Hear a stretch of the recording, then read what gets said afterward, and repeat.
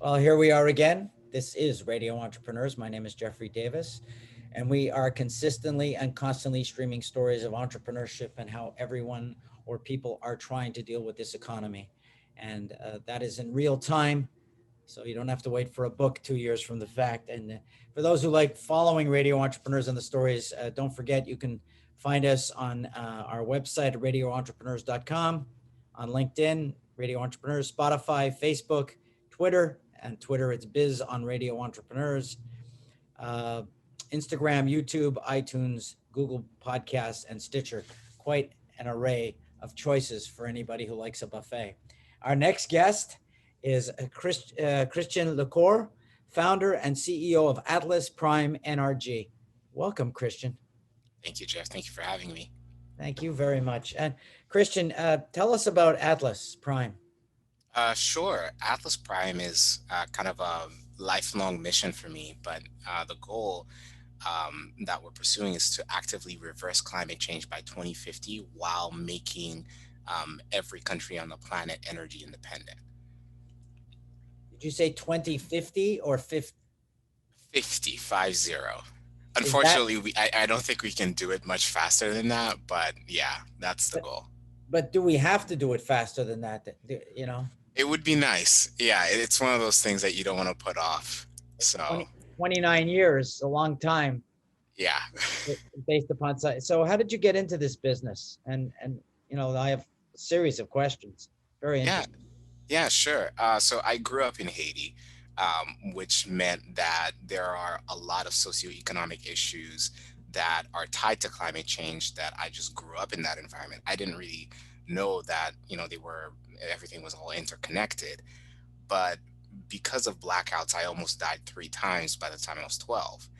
And so at a very young age, I just decided, okay, this is one thing that's not okay, and I'm going to fix it. So I became an electrical engineer. I started working in the architectural engineering space, the construction space. And over time, I just realized that things weren't going to get, we're not going to get the impact that we really need from a consumption and distribution standpoint. Of course, it's important. We can't let go of that. Um, but when I ask myself, what's the one thing we can do to reverse climate change and address or make a whole lot easier to tackle all of the socioeconomic issues that are tied to it? So, clean water, energy poverty, balance of trade, um, things like that. How do you make all those things easier to tackle in one shot? And producing electricity in a way that doesn't promote um, the vicious cycle that most businesses find themselves in when they start buying fossil fuels and produce their own power. That was the answer that I came to. And when did you start the company? Oh, uh, well, like I said, the goal, the mission started at a very young age. Right out of college, I took a first shot at it with a good friend of mine from high school, and we didn't get very far because we thought that the answer was nuclear, and we quickly figured out that it's not a technological barrier on that front. So we took a pause and shut down for 2 years, and came back from the grave in 2017, and we've been incorporated since 2018. You've got 5 years under your belt. Now, Yeah, uh, what, who, and what are your typical clients, and what are they purchasing from you? sure.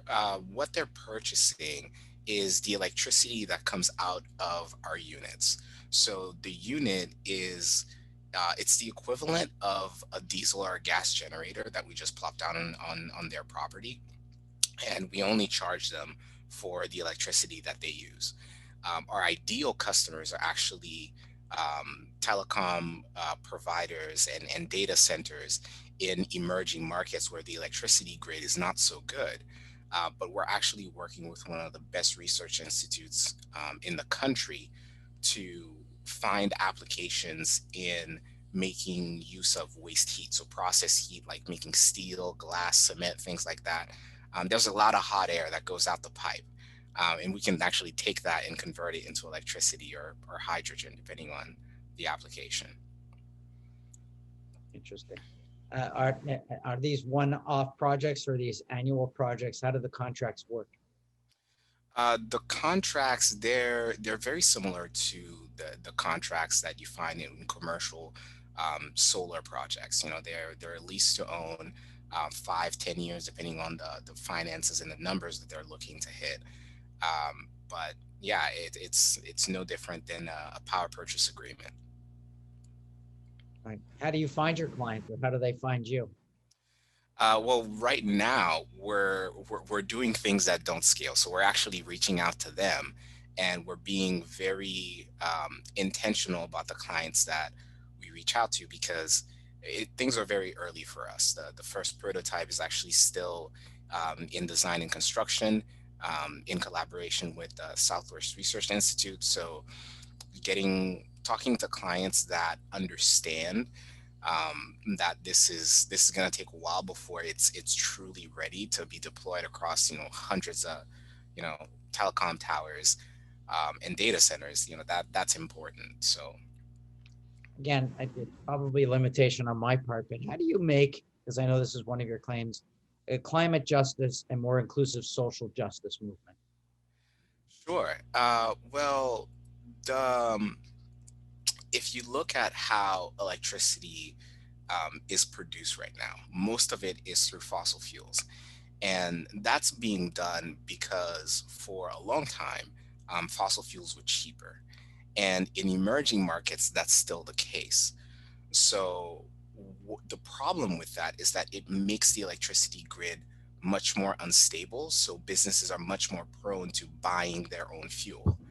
And what that starts is a vicious cycle where they become more and more susceptible to global price changes to the fuel that they're buying, and it shifts the balance between, the cost of goods that they're producing, because if the price of fuel jumps up, they can't necessarily jump up the price of their goods just as fast. In an emerging market, that's actually a very difficult thing to do, and it's plunged, like Haiti back in 2018. For a solid 2 years, everything was shut down. And you look at how or why that happens, even in the US, back in the 70s when the oil embargo was going on, the people that suffer first are typically lower income communities. Whether, the electricity is on and, there's pollution going on that's killing millions of people, um, or there is a blackout and you have still millions of people dying from indoor air pollution or fires getting started everywhere. So if you resolve that, if you make countries energy independent, if you make the businesses energy independent, then they can start sustaining themselves. Then they can start doing and showing up the way that they've always been able to show up. They just haven't had the opportunity. And so energy poverty is a really big thing, and if you solve it the right way, um, it's actually a systematic problem that can start fixing itself if you approach it correctly. Oh, very interesting. Where are you located? Right now, I am located in Brockton, Massachusetts. And just a remind our listeners, we're speaking with Christian Lecorps, founder and CEO of Atlas Prime NRG. My name is Jeffrey Davis. I'm CEO of Mage LLC, management consulting firm, also host of Radio Entrepreneurs. Christian, if somebody's looking for you and wants to know more about Atlas Prime, how would they find you? Well, you can go to our website at Atlas Prime. That's ATLASPRIMENRG.com. Or you can shoot me a text message directly or on WhatsApp, because I have a lot of conversations internationally as well. So 508-345-6909. Thank you very much for being on the show today. We look forward to you joining our Radio Entrepreneurs Network and continuing to keep us informed. Absolutely. Everybody, this is Radio Entrepreneurs. My name is Jeffrey Davis. We'll be right back with more stories.